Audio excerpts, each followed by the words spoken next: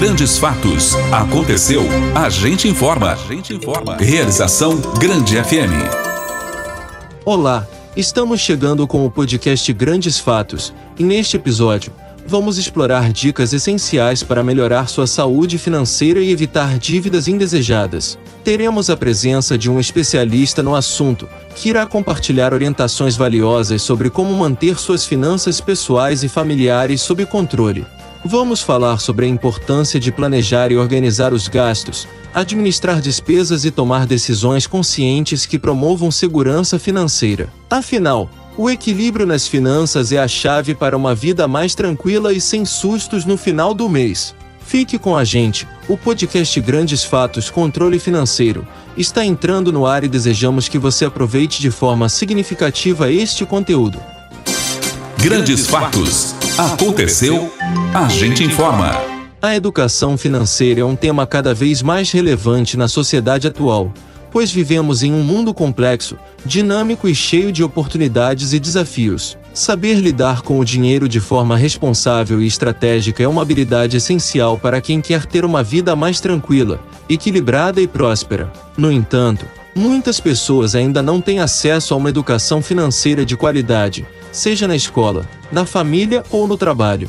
Isso faz com que elas cometam erros comuns, como gastar mais do que ganham, não poupar nem investir, não planejar o futuro, não ter controle sobre as suas finanças e não saber aproveitar as oportunidades do mercado. A educação financeira no Brasil ainda é um desafio, pois muitos brasileiros não têm acesso à informação e à orientação adequada sobre o assunto. Segundo dados do Banco Mundial, apenas 35% dos adultos brasileiros são considerados alfabetizados financeiramente. Isso significa que eles conseguem responder corretamente questões básicas sobre juros simples, juros compostos, inflação e diversificação de risco. Além disso, segundo a pesquisa de endividamento e inadimplência do consumidor da Confederação Nacional do Comércio de Bens, Serviços e Turismo, em 2023, 78,3% das famílias brasileiras estavam endividadas, sendo que 22% delas estavam inadimplentes,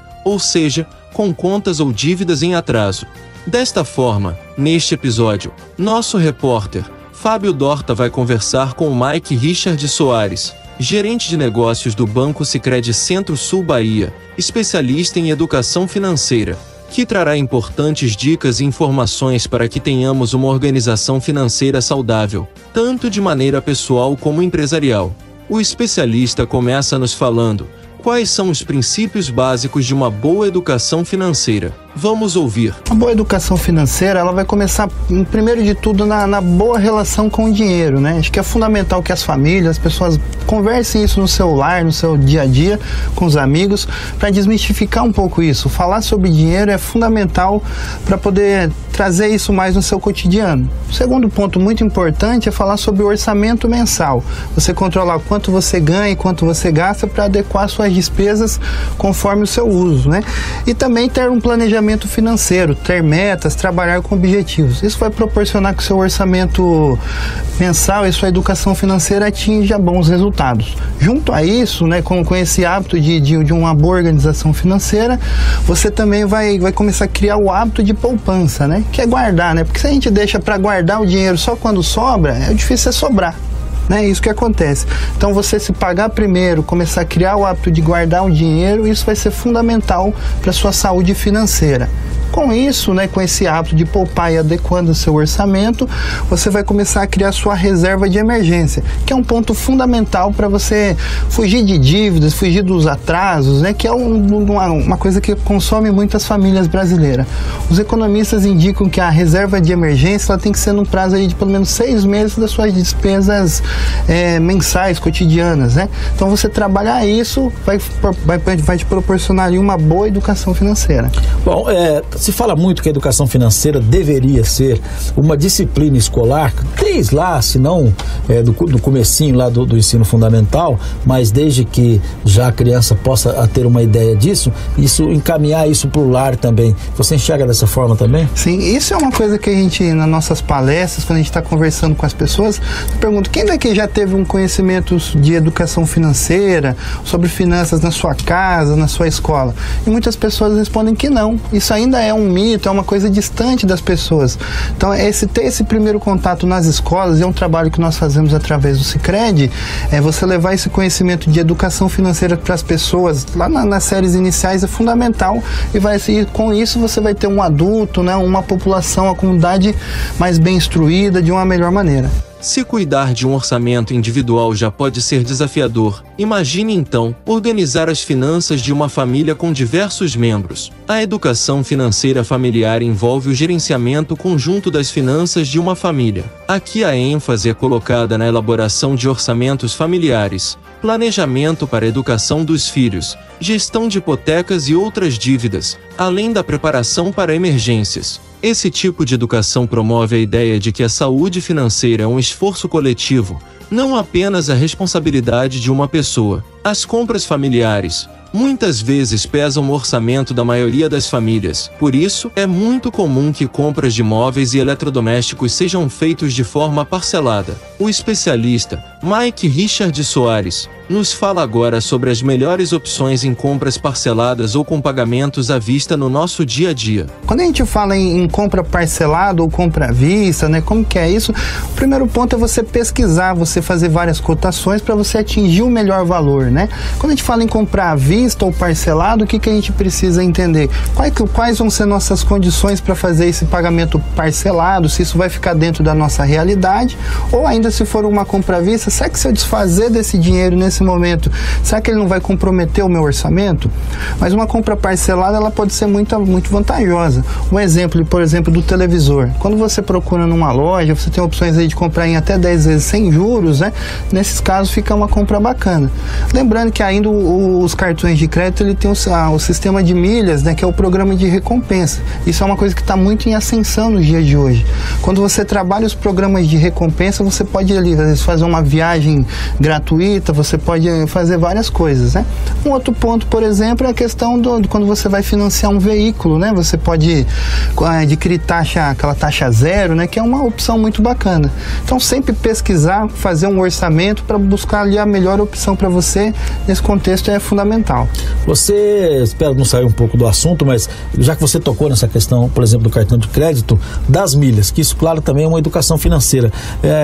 Eu imagino que grande parte das pessoas não sabe usar as milhas, ou nem sabe que isso existe, né? Quer dizer, usam os cartões, enquanto outras se organizam, e outros educadores financeiros, outros economistas com quem eu conversei já me disseram assim: Fábio, se você criar um hábito de pagar sempre as suas contas, fazer sempre as suas compras com cartão de crédito, mas de forma organizada, ou seja, que você tenha condições sempre de pagar a tabela cheia, sempre de pagar o seu boleto no final do mês, isso vai render muito em relação a esses programas de recompensa de milhas para viagem, para compra de eletrodomésticos, para várias coisas, né? Sim. Quando se fala em milhas de cartão, o que a gente precisa entender? As milhas, elas vão ser atreladas àquele valor da sua fatura. E existem vários tipos de cartões. Por exemplo, existe lá aqueles cartões, o Internacional, o Gold, o Platinum, o Black, que é aquele mais top, né? Mais completo. Então, cada um deles vai ter um fator multiplicador dessas milhas, né? Normalmente, ali a cada $1 na fatura gera uma milha. Aí, nesse caso, ele vai ter a multiplicação. No caso do cartão Black, as milhas são em dobro, né?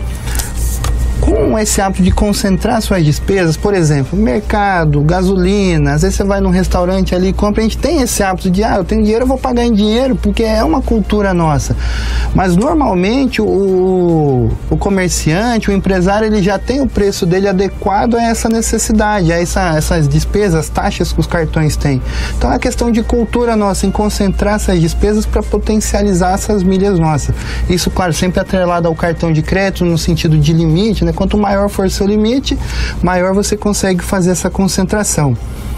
A partir disso, aí você vai transferir as milhas que você acumulou na sua fatura, né, para a operadora desse programa de recompensas, né? Existem várias delas. Você vai migrar ali do seu cartão Visa ou Mastercard, por exemplo, para essa operadora, e ali você vai poder utilizar. nível de uma viagem, às vezes tem ali notebook, computador, vários tipos de produtos, eletrodoméstico, móveis, né? Então é uma gama de coisas que você consegue utilizar a partir desse programa de recompensas. Tem um caso de um associado, de uma pessoa que eu atendo, ele, a partir dessa questão das milhas acumuladas, ele conseguiu viajar para o Rio de Janeiro e de volta mais de 10 vezes, só pelas milhas, né? Então, às vezes, é um hábito que você vai concentrar ali de ter suas despesas no cartão de crédito, que a consequência ali vai ser uma viagem, você vai ter um momento com a sua família, né? Como que isso é bacana, né? Então, às vezes, uma cultura nossa que a gente muda, adequando ali a um benefício que você tem, você vai ter um retorno muito legal depois. Assim como na vida pessoal e familiar, nossos negócios também merecem uma boa administração das finanças para que tenham sucesso e funcionem de forma sustentável. A educação financeira empresarial é destinada a empreendedores e profissionais que gerenciam as finanças de uma empresa. Além de abordar conceitos como fluxo de caixa, análise de investimentos, planejamento estratégico financeiro e gestão de riscos, a educação financeira empresarial é vital para sustentar o crescimento, a inovação e a longevidade no mercado competitivo. Ao analisar a possibilidade de criar um novo produto ou serviço, por exemplo, será necessário contar com a educação financeira para evitar investimentos com retorno incerto ou entrar em negócios que não valem a pena. A educação financeira empresarial funciona como um conjunto de práticas que tem como objetivo principal manter a empresa saudável financeiramente. Aplicações e investimentos são formas de aplicar o dinheiro excedente com o objetivo de obter um retorno financeiro no futuro. Eles podem ser classificados em diferentes tipos, como renda fixa, renda variável, fundos de investimento, previdência privada e etc. As aplicações e os investimentos são fundamentais para a educação financeira porque nos permitem fazer o nosso dinheiro render mais e trabalhar para nós. Eles também nos ajudam a proteger o nosso patrimônio da inflação e alcançar os nossos objetivos financeiros. Ouça o que diz o especialista sobre esse tema. Sim, importante sempre é entender qual é a sua necessidade e o prazo. A renda fixa ela tem uma tendência de um maior rendimento, considerando ali esses percentuais que tem de rendimento sobre o CDI. A poupança sempre é um investimento bacana e eu gosto muito de salientar isso. O Sicredi ele tem alguns diferenciais que acaba sendo considerável nessa questão do rendimento. Mas pensando sempre a longo prazo e dependendo do capital que você tem para investir, a renda fixa ela é o ideal. Vamos falar de renegociação de dívidas. Para a pessoa que está endividada, no cartão de crédito, está endividada no banco, qual é o melhor caminho? Porque às vezes procura um dinheiro aqui, procura outro ali, cobra aqui, puxa lá, aquela história do cobertor curto, né? Se eu puxo, eu deixo o pé para fora. Se eu tiro a cabeça fica para fora. O que é melhor? É você procurar um especialista, é você ir lá sentar na frente do gerente, seu gerente, vamos conversar, eu não vou dar conta de pagar, vamos começar isso aqui de novo, ou com a operadora do cartão de crédito que seja, né, que na maior parte das vezes o contato é direto pelo próprio banco, né. Qual que é o melhor caminho? Existem casos e casos, o melhor caminho é sempre buscar uma renegociação diretamente com a fonte da sua dívida. Dentro desse trabalho que nós fizemos da coluna Dicas de Educação Financeira, que nós levamos no Jornal Progresso, um dos temas que nós abordamos foi a questão da renegociação de dívidas, qual que é as melhores maneiras, né? Sempre é importante a gente entender qual é o valor que eu estou devendo, qual que é o montante, né? E aqui a gente tem um dado bacana que mais de 61 milhões de pessoas no Brasil hoje está endividada, né?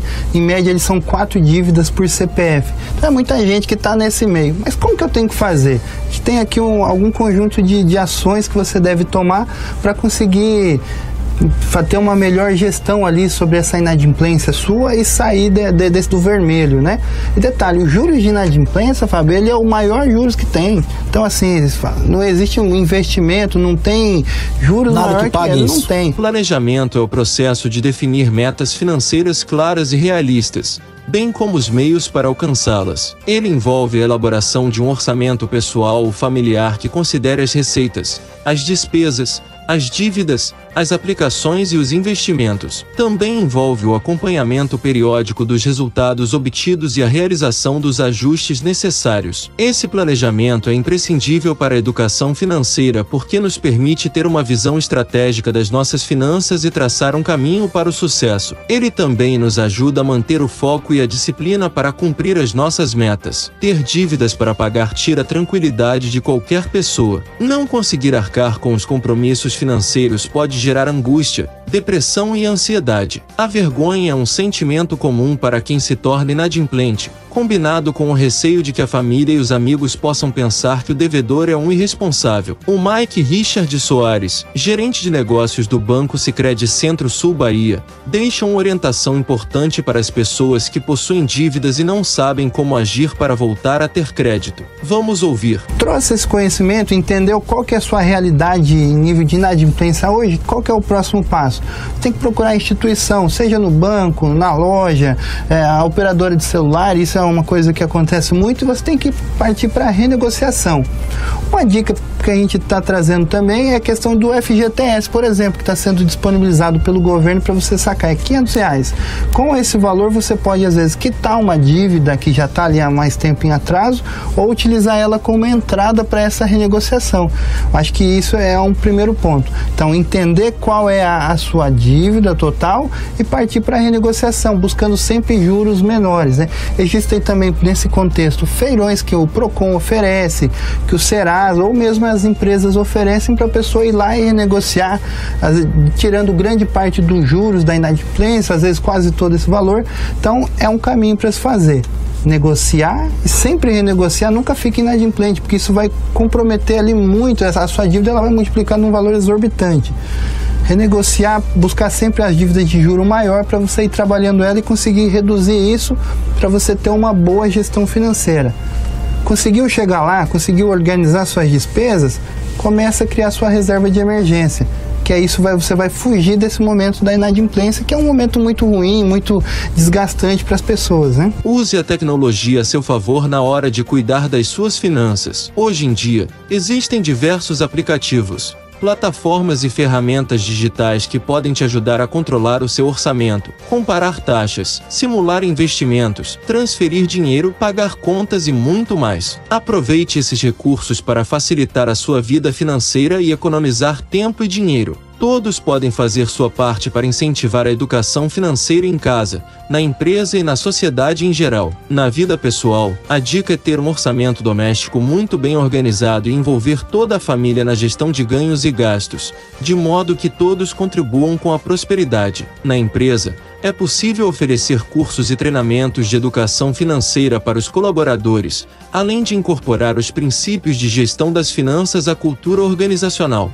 E se você quiser ir além, é possível se envolver ou criar seu próprio projeto de educação financeira para a comunidade, como forma de contribuir para o futuro do país. Grandes Fatos, uma realização da Grande FM. Agora que você já sabe o que é educação financeira, entende que se trata de uma ferramenta poderosa para alcançar a estabilidade financeira, evitar dívidas e construir um futuro financeiramente seguro. Portanto, dedique tempo para aprender e aplicar os princípios da educação financeira em sua vida pessoal, familiar e empresarial. Isso pode fazer uma diferença significativa em seu bem-estar financeiro a longo prazo. Este foi o podcast Grandes Fatos, disponível em nosso canal no YouTube, em nossas plataformas digitais ou na sua plataforma de áudio preferida. Siga nosso podcast nas redes sociais, assine nosso podcast, se inscreva em nossos canais, assim você será notificado toda vez que tivermos novidades. Esperamos que você tenha gostado deste conteúdo e em breve novos episódios estarão à sua disposição. Você conferiu Grandes Fatos, uma realização da Grande FM.